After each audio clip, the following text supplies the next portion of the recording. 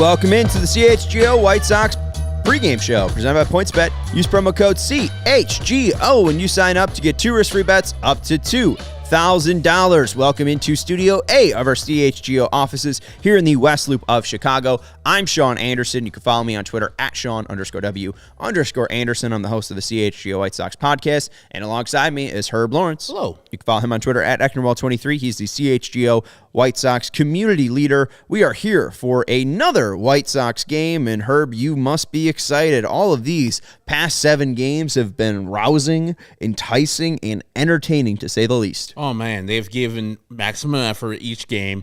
They've battled every game. I did not ever question their effort, their energy, whether they cared about the team, whether they cared about winning. None of these games, I questioned their heart, their willingness to win these games. So, yeah, it's been very entertaining and enthralling. You could see all the people in the comments now. There's like 25 people in the comments just like, oh, White Sox, Minnesota Twins, yeah, we can't wait for this shit. It's awesome. And, hey, I don't blame them. I mean, it's the anticipation of can the White Sox hit a right-handed pitcher. I mean, you know, it's been such a difficult thing that they've been figuring out for the past – Four years. Okay. Yeah, 4 years. Still haven't figured it out. Nope. And this guy, Dylan Winder, he's as good as they come. You've heard the name Justin Verlander. You've heard the name Walter Johnson. You've heard the name Lefty Grove. You've heard the name Pedro Martinez, Roger Clemens. Now you've also heard the name Dylan Winder. So congratulations. You've heard a lot of names today. Dylan Winder has been fantastic in his career against the White Sox, and I expect nothing less today. In his first start against the White Sox, 4 innings, 3 hits, 1 earned run, no walk, 2 strikeouts. In his last start on July 5th, 5 innings, 7 hits, 2 earned runs, 2 walks, 3 strikeouts, and no home runs. This is going to 8 games, Herb, and I am not shocked when it does. And it's going to be very sad because the Minnesota Twins, as I said a long time ago, are no damn good. Not at all, especially without Byron Buxton. They are a totally different team, and Byron Buxton has the same thing that Eloy Jimenez has. When he's in the game, he is very, very goddamn good. When he's not, the team is bad, and it costs your team runs. And this team is no damn good. So if the White Sox happen to lose this series tonight by losing to this goddamn Winder, I thought it was Winder, but you said it correctly, Winder, I'll be very upset because this is no it's good. Winder. You're right. Yeah. No, I've been going Winder. It sounds better. It doesn't matter. This guy shouldn't beat anybody. If it was a wine, he should put an E as his name. It's Winder. Yeah. I would take. I mean, I guess Winder. Yeah, Winder. It's not in his name. He has WIN. Win. Winder. So he should win tonight versus garbage ass White Sox team. I don't know if Johnny Cueto's given up, but he has something to pitch for. He still will be a free agent this offseason. While he's put a good resume together to this year, it'll be very interesting to see what he does tonight. I don't see him as a person that is giving up, that will quit, that will necessarily go out there and just throw the ball over the plate because he has money on the line here. He can get a nice free agent contract from somebody else. Hopefully the White Sox do not offer the qualifying offer to Johnny Cueto when you last year didn't offer it to Carlos Rodon. Please, Jesus, do not. If they offer him. And allow him to do his thing. Go out and get money from some other team because this, I think, was an aberration. It was a good year. Awesome. And I hope he gets his money. Same thing for Elvis Andrus. Go somewhere else and do that for that team and let them pay you. But the White Sox should give better effort because numbers are on the line. Mm-hmm. Like when we look at the numbers at the end of the year and when we're talking about this team in January, we're like, well, this guy hit this many home runs. This guy hit this how many home runs. And then we're going to say none of the White Sox hit 20 home runs. Now, if you can go up, post a couple home runs like Andrew Vaughn's only 3 short of 20, while it's not a great thing, it's a milestone. It's a thing where you could say, hey, at least the White Sox had one guy, and if Eloy catches fire, 2 guys hitting 20 home runs in a season. So that's about it. Well, and I want to go to 2 tweets here. One's from former score guy and current ESPN 1000 guy Brian Hanley. If the White Sox finish under 500, it will be the 8th time in the last 10 seasons. They haven't won a playoff series since 2005. That was the year, my friends. Tony La Russa isn't the only problem. Not by a long shot, which is absolutely correct. And our friends over at the Cubs podcaster, currently waiting for that game to start, 6:40 between the Phillies and the Cubs. They just get here so damn early because they're hard workers. But Luke evilly brought up on the podcast yesterday that with the White Sox being 76 and 78 and the Cubs being 68 and 86, that if the Cubs in their last 8 games win, they will be at 76 wins. So it is still possible that the Cubs and Sox finish with the same record. I think that would be the biggest embarrassment in Chicago baseball history. Yes, because you see the talent divide between the two teams. You saw it in the games that they played this year. And if the Cubs, the fact that they're even that close right now is an embarrassment for the White Sox. The Cubs, as I said on Twitter, it's like Cub fans have had a better year than us White Sox fans because the expectations were lower, and they've shown glimpses like, oh, man, that Morel, he's been good. Justin Steele, awesome. Man, Wisniewski, we got a trade from the Yankees when we threw over Esperos. Man, I could see something in that guy. And, of course, they got a bunch of people who were hurt this year. Kyle Hendricks could come back this next year and be all right. You got Marcus Stroman. They have some things you could look forward to in the future, say as Suzuki, where they didn't necessarily think they were in competition with the Brewers or the Cardinals. The White Sox are supposed to win this division by far. They were supposed to be where the Cleveland Guardians are currently, 10 games up on the rest of the division, celebrating a championship, dunking on the rest of the division. But if the White Sox somehow get even closer, the Cubs get somehow closer to where the White Sox are, even more embarrassment. I want them to feel it. And that's a thing that maybe will move Jerry Reinsdorf because he hates the Cubs. He hates that whole culture over there. And if he sees that the Cubs have nothing and the White Sox are the same as them, maybe he'll make some moves. Yeah, especially with the Sox being the 7th highest payroll and the Cubs not being anywhere near there. And you bring up the 20 home runs in a season, and I want to give it out a shout out to our guy Steve Niss. You can follow Steve on Twitter at Steve, STEVE. KNISS, and he said, remembering an early preseason at CHGO _White Sox pod where Sean and Herb discussed how many guys would hit 20 plus home runs this year. I somewhat in jest commented that Harrison would do it too, and we'd go 9 for 9. Truly wild. The number is going to be 0. So you mentioned Andrew Vaughn needs 3. He's at 17. Eloy would need 5. He's at 15. Abreu would also need 5. Oof, Abreu's been stuck on that 15 for a minute now. Yes, he has been. I mean, well, let's go back real quick. I mean, while I ask you this question, how embarrassing would it be to not have a 20 home run hitter, especially after the segment that we did where it's like, oh, we're going to have like 5 guys hit 20 home runs. It's going to be great. They're going to win 90 games. Do we sound like Mr. Bill when we're doing it too? Yeah, because we're dumbass motherfuckers. We're going to die off the hill. Just like Mr. Bill's a dumbass.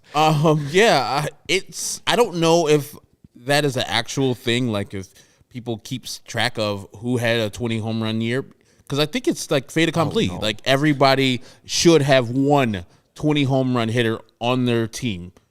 Like that should be the thing. I know the Tigers are probably not going to have that, and the White Sox are not going to have it. The Reds would have had it if they would have kept Drury on their team, but it's just very sad. A team this powerful, a team with all these players, like Jose Abreu's played mostly all the games. And for him to only have 15 home runs is sad. Herb, you don't want to hear it. Do you want to guess when he hit his 14th home run? I pretty much know it was like August 3rd. August 3rd was when he hit his 14th home run. In the past 49 games, Jose Abreu has hit 305, 362, awesome, and a slugging percentage of 368. Ooh, he has an OPS of 730. Singles. And his BABIP, his batting average on balls in play, 383. So a lot of singles, 42 strikeouts, the 13 walks, 1 home run, 10 extra base hits on 58 hits. Yeah, and John, we're not going to a damn place, unless we're health wise. They signed me for 2 years. We're all good. You're all good health wise. Let's go, baby. We're coming back unless one of us passes away. Which I hope we don't. We'll give a good sky point. The White Sox have tried to kill us. They tried. Only 8 more games to go. They're trying to drive the stake through the heart. But we're going to be good. We're going to be back for another year of exciting White Sox baseball. And we just want changes just like you guys do. We want something different. We don't want the same to come back with the same people who messed up this year to come back scot-free without any accountability. But we all know this team lacks accountability. The manager couldn't even get fired. The manager had to go out because of health reasons. He deserved to get fired. And He just can't come back as the pacemaker. They haven't even officially have said that. That's the weirdest part about it, that Rick Hahn hasn't stepped to a mic and said this stuff. And he will probably say this stuff when he gets in front of them next week before the Minnesota Twins series. That's ridiculous. He should say it when it's out there. If it allows us to drag on for a whole week, and then he says, "Oh yeah, Tony won't be back."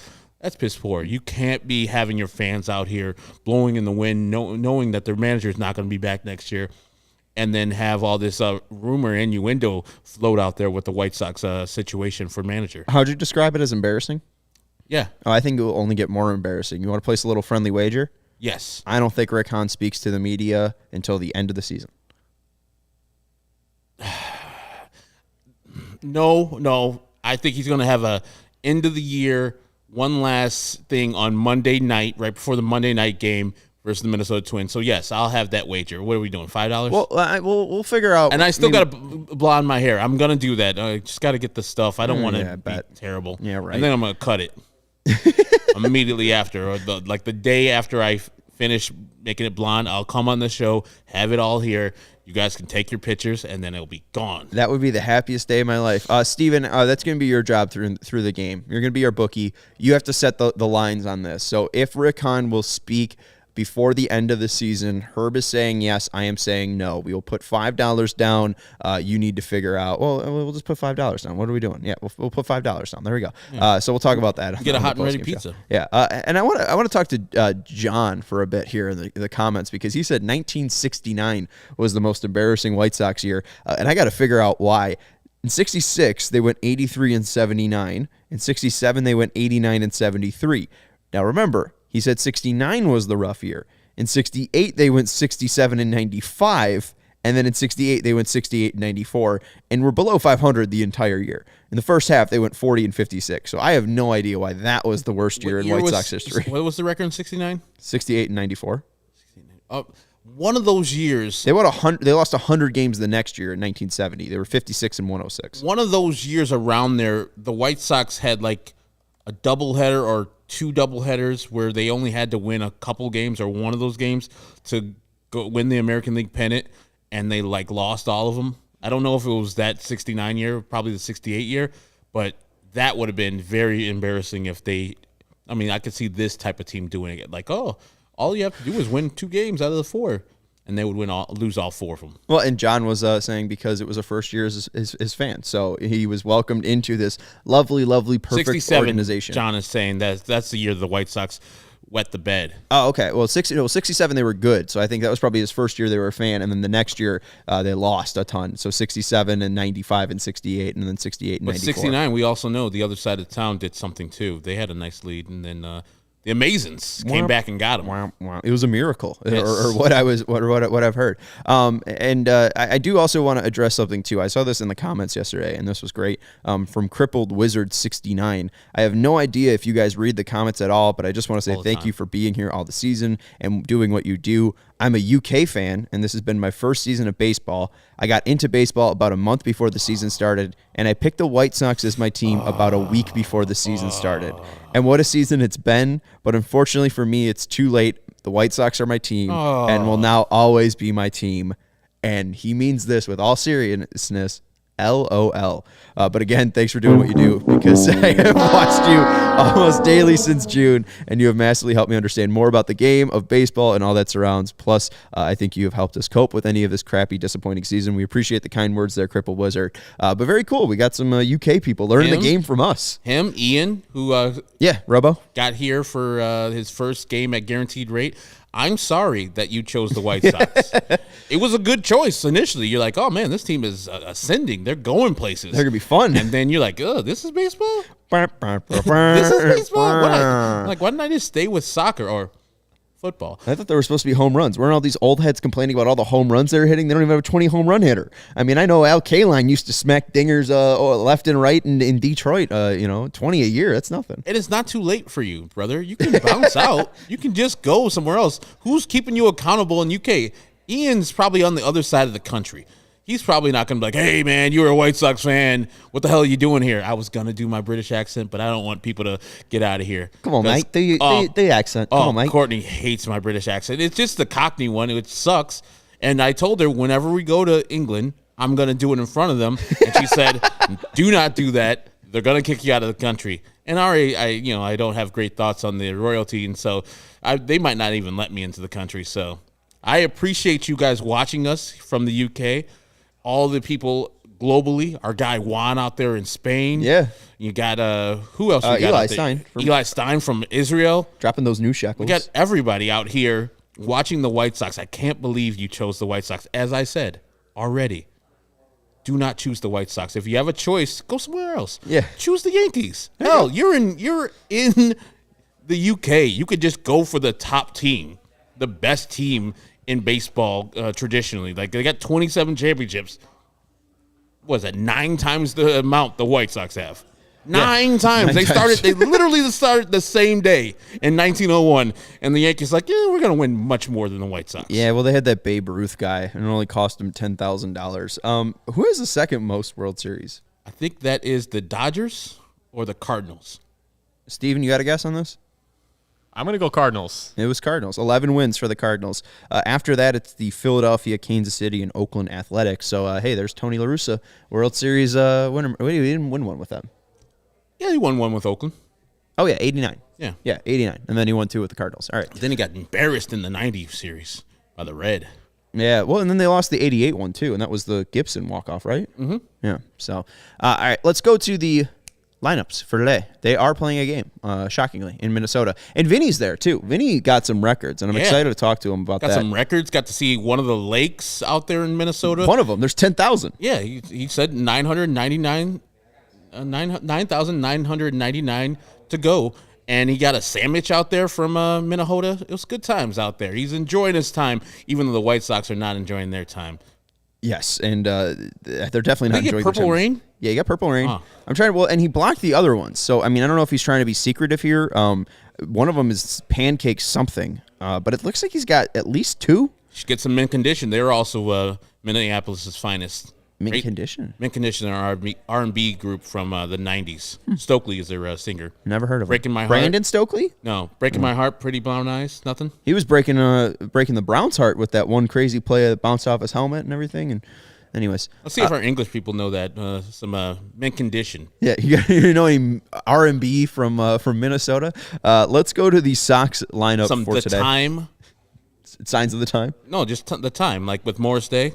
Oh, I thought In the movie Purple Rain, he was the enemy, but that was a real band. Morris Day and the Time. I thought you were doing the Prince song "Sign O the Times." Okay, yes. So I thought it was a different Prince reference. And they were on part of Paisley Park too. Prince is under his record company. What was and he? also in there was Jimmy Jam and Terry Lewis, also Minneapolis-based guys. What was the other band he was in too? Ooh, Prince? Yeah, I forgot. he had a band. And he wasn't like. I shouldn't answer this question if I didn't. I know that he and Rick James were in like the similar band where a young Prince, Rogers Nelson, was kicking ass, and Rick James was himself, so they couldn't really coexist in the same space.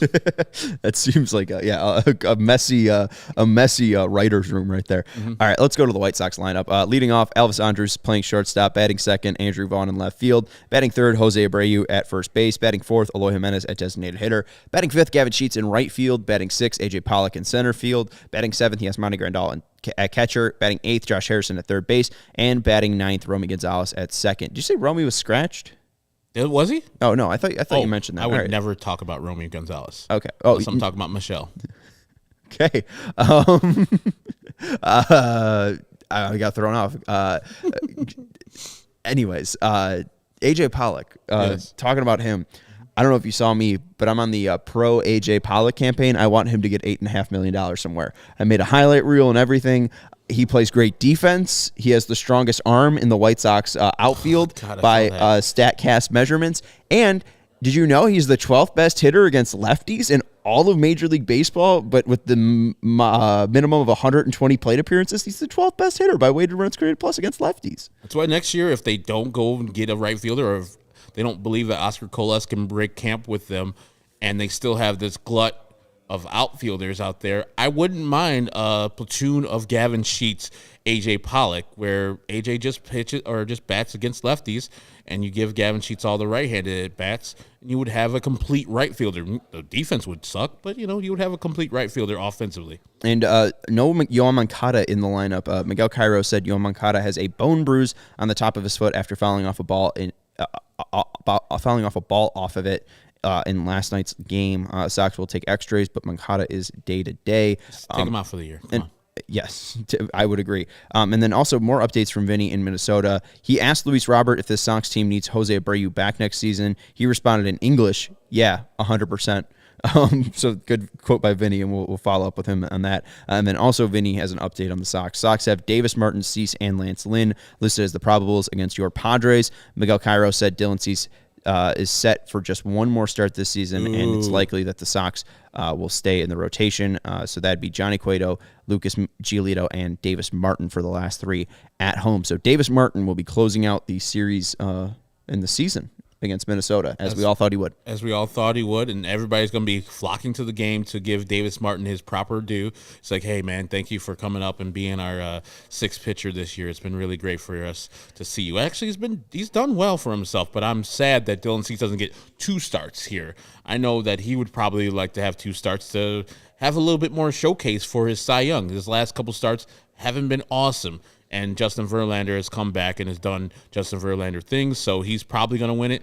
If you get a shutout, if you get a no-hitter versus the Padres or the Minnesota Twins, people will take notice, especially the voters who are late in their casting of votes. I don't think they have to pass them in until the Thursday after the season. So it would have been great for Dylan to have one more or two more starts so he can put up something for the Cy Cease shirts to be real. But, it's probably not going to happen unless he throws a no-hitter versus the Minnesota Twins. And I think we got to bug Vinny about those votes, because I think he's got a vote. So I wonder what he's voting on this year, if anything. Maybe he can't. He can't reveal it until they actually reveal it. We get in trouble. He can't reveal what he's voting on? No, he cannot until after it's done. What a jerk. It's not his thing. It's the BBWAA. The BBWAA are jerks. Mm-hmm. How about that? I couldn't agree more. Let's talk about the pitchers for today. Let's talk about the Twins lineup first.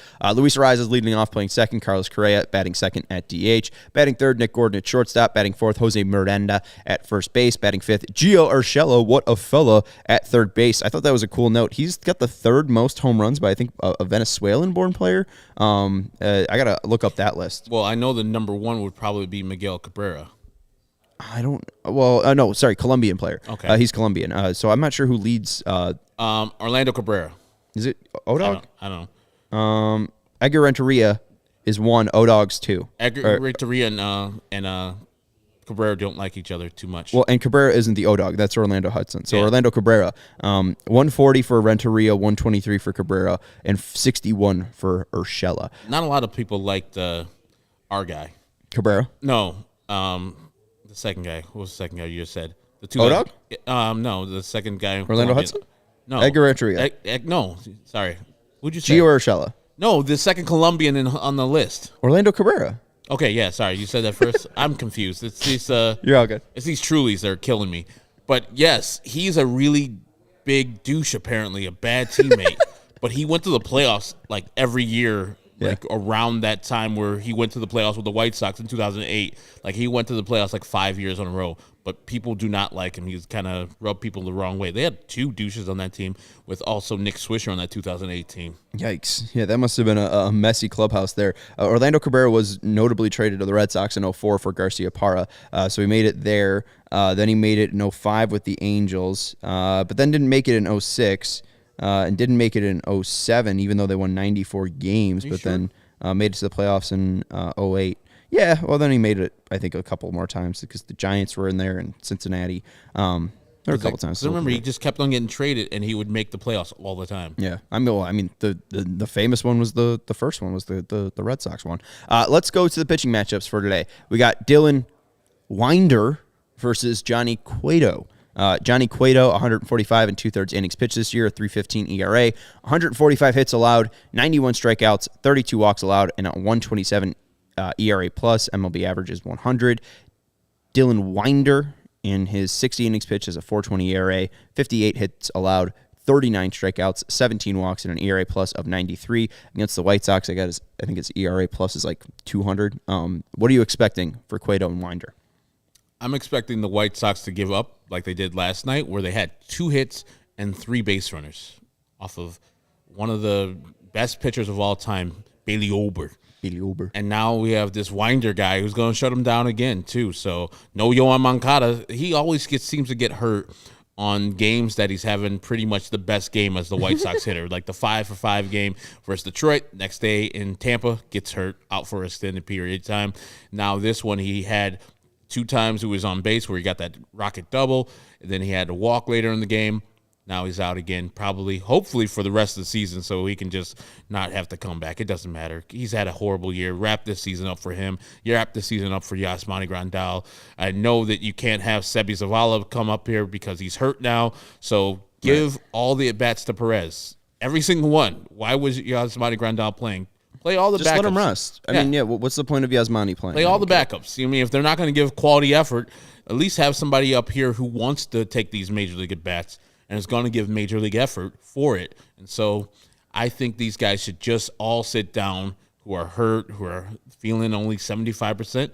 Sit down. Enjoy yourself for these last 8 games. Yeah, and I wonder where Cueto's at, because he's been up and down with his velocity. On August 20th, 91.5 was his average velocity. Then it was down to 89. Then it was up to 92. Then it was down to 91. Then it was down to 90. Then it was back up to 92. So I don't know where he was at, but recently he hasn't been great. 5 earned runs against Oakland and 3 earned runs against Cleveland his last 2 starts. But against Minnesota, he's been good. 6 innings, 1 earned run ball on the 14th, 6 innings, 2 earned run ball on the 4th of July, and those were his 2 starts against Minnesota. If you're looking to place a bet tonight, I would urge you to place it on Dylan Winder's strikeouts at over 3.5 at -120 on PointsBet. It's the best sports book out there. You could download PointsBet now and put together a perfect live same-game parlay by combining your favorite bets anytime during the game, and including the White Sox game, including the spreads, totals, and player props, and more. And when you're betting on football, they bring you the best way to bet live on football games, which means you can place a live same-game parlay bet. You can bet on the next drive to be a touchdown,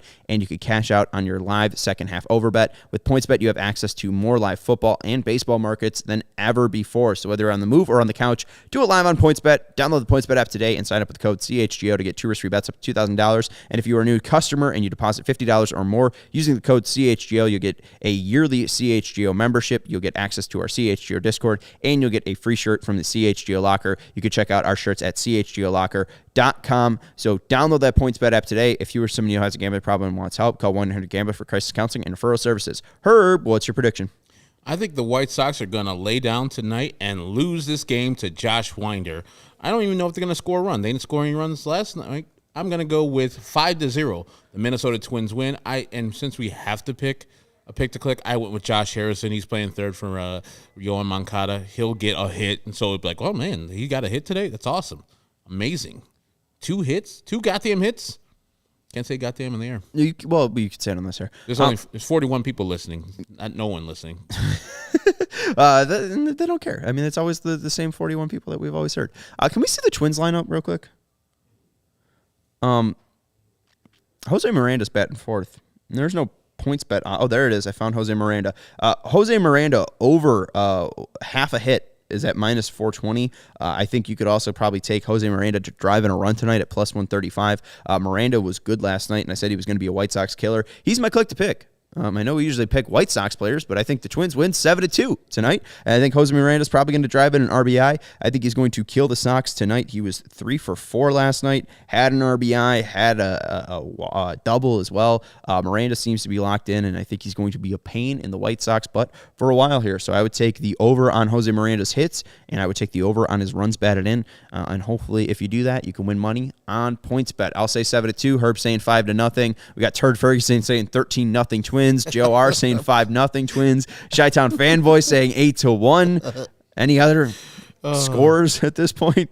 And I like blank name. At this point, we're just supporting Sean and Herb, not the White Sox. Thank you, for that. Name. And thank you, Joe R. We love you. Everybody who's in here in the comments. It's amazing. Like, way too many people are in the comments. I mean, way too many people that I thought were going to be in the comments. For this game. But I appreciate it. Like, I hope we're entertaining. I hope that if time passes and we make this season seem that much more fun. Well, and I got a good idea for the post game, so let's go get on that and put that together. So we'll join you a little bit later on. Oh, it's a tease. He's a radio guy. Hey, I learned the best from Dave Wanstead. And Alex saying, I'll just have you telling me the score during the post game show. He's not watching, so none of you guys, please don't watch. Go do something else. Literally do anything else. We'll update you. We'll have to watch. We have to. You guys don't. And we have a real reporter at the stadium. I mean, you'll get the most in-depth report on this game that you could. I mean, you don't even need to watch the game. Well, we'll tell you everything that you need to know. You don't even need to watch the post-game live. That's an actual podcast. We'll have it for you right after the game. You can listen at your leisure. We already did the cereal draft. It's now oatmeal flavors. Anyways. And Sean and Steven had terrible drafts. Oh, come on. Knock it off. I was about to buy at the Jewels. They had 2 for $10 Life cinnamon cereal in the giant size. I was a very happy person putting those Life cereal cinnamon into my cart. Anyways, you can follow us on Twitter at Ecknerwell23, at Sean_W_Anderson. You can follow the Twitter account at CHGO_White Sox. Thank you to Stephen Nicholas for producing the show. And thank you guys for watching consistently. It's the pregame show. And we'll have a show tonight for the postgame show. And somehow, some way, you all are going to watch and be commenting because you're crazy.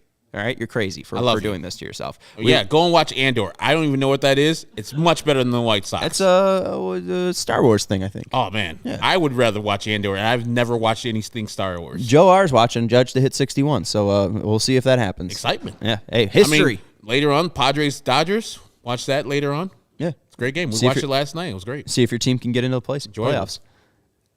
Yeah, and I want the White Sox literally to sweep the Padres this weekend so they can get the 6th spot instead of the 5th spot. Because you get the 5th spot, you got to go against those Atlanta Braves. And no, you don't want that in the first round. That's a tough out. All right, make sure to follow Herb and I on Twitter. Thank you to Stephen for producing it, and thank you guys for hanging out with us in the pregame show. We'll talk to you for the postgame show. Make sure you subscribe and hit that notification bell to make sure you are notified when we go live, and make sure to hit that like button. We'll talk to you after the game. Go Sox.